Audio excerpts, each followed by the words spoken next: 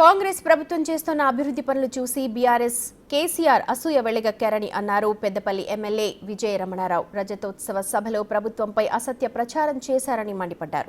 రుణమాఫీపై చర్చకు రావాలని బీఆర్ఎస్ నాయకులకు సవాల్ విసిరారు. పూర్తి సమాచారాన్ని మా ప్రతినిధి శ్రీనివాస్ అందిస్తారు.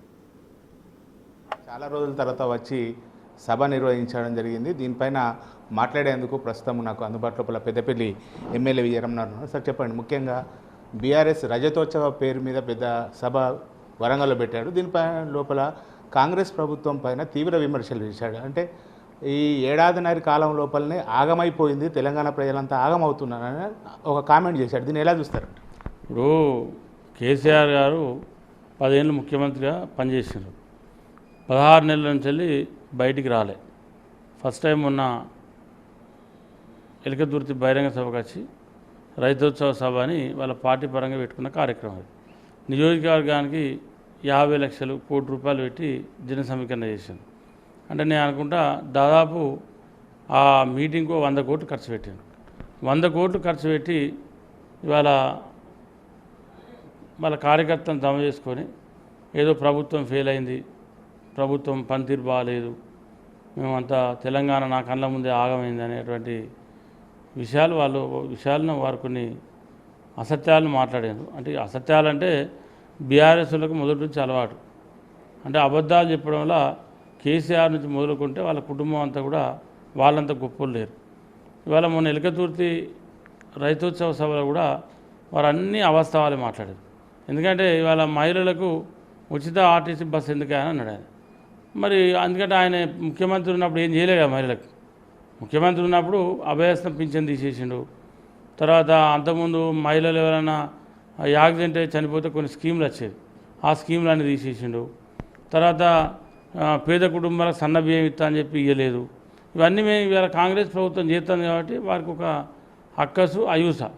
అసూయ ఉంది. అలా ఇప్పుడు అసూయ అక్కస్తో మాట్లాడిన మాటలే తప్ప ఇవాళ వాస్తవాలు వారు ఏది మాట్లాడలేదు. ఇవాళ అంతకుముందు రైతులకు సన్నవాట్ల బోనస్ ఇస్తా అని అప్పుడు ఆయన ముఖ్యమంత్రి ఉండగానే ఎగ్గొట్టిండు. ఇవాళ రేవంత్ రెడ్డి గారు ముఖ్యమంత్రి అయినాక రైతుల బోనస్ ఇస్తామని చెప్పి ఇవాళ బోనస్ ఇస్తా ఉంది ప్రభుత్వం. రైతు రుణ మాఫీ చేసింది, 5 లక్షలటువంటి ఆరోగ్యశ్రీని 10 లక్షలకు పెంచింది, 500 గ్యాస్ కనెక్షన్ ఇస్తుంది. తర్వాత ఇవాళ వీటితో పాటు పేదలకు ఇవాళ 10 ఏళ్ళు ఉన్న ప్రభుత్వం ఉండి ఒక రేషన్ కార్డు ఇవ్వాలి. ఇవాళ పేద కుటుంబాలకు పేదలకు ప్రభుత్వం రేషన్ కార్డులు ఇవ్వబోతూ ఉంది. అంటే ఇవన్నీ కూడా సత్యాలు. ఇది కాదనడానికి కూడా ఏం లేదు. ఇవన్నీ గ్రామాల్లో జరిగే వాస్తవాలు. 10 ఏళ్ళు మీరు ఇందిరమ్మ ఇల్లు ఇస్తామా, డబుల్ బెడ్రూమ్ ఇల్లు ఇస్తామన్నారు, పేదలు మోసం చేశారు. 10 ఏళ్ళు గడిచింది, ఏ పేద కుటుంబానికి కూడా మీరు డబుల్ బెడ్రూమ్ ఇల్లు ఇవ్వలే. పెద్ద పెద్ద మాటలు చెప్పారు మీరు, అల్లుడు ఎక్కడ, బిడ్డ ఎక్కడ, కొడుకు ఎక్కడ అని. కానీ ఏది చేయలేదు, మీరు ఏది చేయలేదు. ఇవాళ ప్రభుత్వం ఇందిరమ్మ ఇల్లు ఇస్తూ ఉంది. ఇవాళ గ్రామాన ఇది మండలానికి కూడా పైలట్ ప్రాజెక్ట్ కింద గ్రామం తీసుకున్నాం. ఇలా ప్రతి గ్రామానికి ఇల్లు ఇస్తూ ఉన్నాం. ఇన్ని మంచి కార్యక్రమాలు జరుగుతూ ఉంటాయి. వారు చూసి ఓర్చుకొని చూడలేనటువంటి పరిస్థితుల్లో బీఆర్ఎస్ కేసీఆర్తో సహా ఒకవైపు మీరేమో ఇన్ని సంక్షేమ పథకాలు అమలు చేస్తున్నాం అంటున్నారు, 10 ఏళ్ళ లోపల వాళ్ళు ఏమి ఇవ్వలేదు అంటున్నారు. కానీ జనాల లోపల మాత్రం కాంగ్రెస్ పథకాలు ప్రజల్లోకి ఎందుకు తీసుకెళ్ళలేకపోతున్నారు? అంటే ఈ లోపల కాంగ్రెస్ ప్రభుత్వం విఫలమైంది అనుకోవచ్చా? అంటే అది మీరు మౌత్ టాక్. అంటే అది బీఆర్ఎస్ కార్యకర్తలు కావచ్చు, బీజేపీ కార్యకర్తలు కావచ్చు, ఆ 2 పార్టీల నాయకులు కార్యకర్తలు అదే పనిగా మాట్లాడి ఇది ఏం చేయలే ఒక్క నిజాన్ని 100 సార్లు చెప్పి అబద్ధం చేసేటువంటి ప్రయత్నాలు ఇలా ప్రతిపక్ష పార్టీలు ఉన్నాయి ఈ రాష్ట్రంలో. కాబట్టి ప్రజలకు ఒక స్పష్టత ఉంది, ఒక అవగాహన ఉంది. ఇవాళ 4 రోజులైతే ఎలక్షన్ రాబోతూ ఉన్నాయి, లోకల్ బాడీ ఎలక్షన్లు అయితే తెలుస్తుంది కదా, వ్యతిరేకత ఉందా లేదా పాజిటివ్ ఉందా, ప్రజలు ఏమనుకుంటా ఉన్నారు, ఇది బట్టి గ్లోబల్ ప్రచారమేనా అనేటువంటి అన్ని విషయాలు కూడా రాబోయే రోజులు తెలుస్తుంది. అంటే వచ్చేది మేమే అని చెప్పి కూడా కేసీఆర్ ఒక కామెంట్ చేశాడు. ఎలా చూడొచ్చు? అంటే అట్లా వచ్చేది మేమే అనకపోతే ఆయన దగ్గరికి వెళ్ళిపోతారు. ఇప్పుడు ఆయన వాయస్ ఉండాలన్నా, లేకపోతే ఆయన కేసీఆర్ మాట్లాడి చూడాలన్నా, ఊకే 10 సార్లు మేమే అంటే కూడా నమ్మకం కలిపేయాలి కదా, మేమే అని చెప్పి.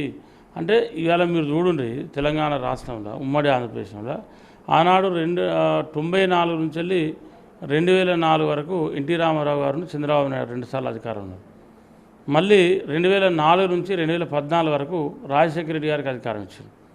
ఇవాళ మళ్ళీ 2000 తెలంగాణ ఇచ్చినటువంటి పార్టీ కాంగ్రెస్ పార్టీ అయినా ఇవాళ 2 సార్లు కేసీఆర్ గారికి టీఆర్ఎస్ పార్టీకి అవకాశం ఇచ్చారు. తప్పకుండా 2 సార్లు ప్రభుత్వం ఇవ్వడం అనేది అది ప్రజలకు ఆనవాయితది. ఖచ్చితంగా మళ్ళీ 2సార్లు కూడా ఈ రాష్ట్రంలో కాంగ్రెస్ పార్టీ ప్రభుత్వం వస్తుంది. రేవంత్ రెడ్డి గారు 2సారి ముఖ్యమంత్రి ఉంటారు. ఇంకోటి రుణమాఫీ కాలేదు అని చెప్పి పదే అంటున్నారు. మీరు అసెంబ్లీ లోపల కూడా సవాల్ చేశారు, దమ్ముండే రండి పెద్దపల్లికి అని చెప్పారు. ఈ సవాలుకు మీరు కట్టుబడి ఉన్నారా? ఎవరైనా వస్తే ఖచ్చితంగా చూపెడతారా రుణమాఫీ అయిందని చెప్పి? 1000%. మా నియోజకవర్గంలో 70% నుండి 80% రైతు రుణమాఫీ జరిగింది. 2 లక్షల వరకు ప్రతి కుటుంబానికి మేనిఫెస్టోలో పెట్టి చెప్పి ఇవాళ ప్రభుత్వం రుణమాఫీ చేసింది. అంటే ఇంత గొప్పగా గత ప్రభుత్వంలో అసలు రుణమాఫీ జరగలేదు, వాళ్ళు చేసింది వడ్డీ కింద సరిపోయింది. ఇలా 75 నుండి 80% మంది రైతులు రుణమాఫీ జరిగి రుణం తీసుకొని మళ్ళీ తిరిగి బ్యాంకులకు వెళ్ళి రుణం పొందారు. మరి ఆనాడు 10 ఏళ్ళలో ఏ రైతు కూడా రుణమాఫీ జరగలేదు, మళ్ళీ బ్యాంకులకు వెళ్ళి రుణం తీసుకోలేదు.